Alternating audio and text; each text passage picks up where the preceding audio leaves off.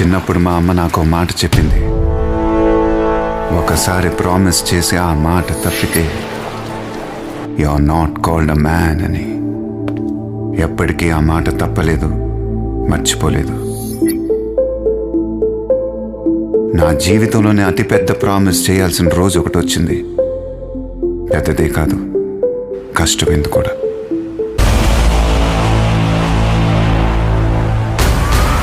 కానీ ఎంత కష్టమైనా ఆ మాట కూడా తప్పలేదు.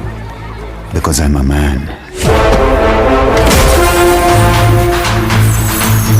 We are living in a society. ప్రతి ఒక్కళ్ళకి భయం, బాధ్యత ఉండాలి. ప్రామిస్.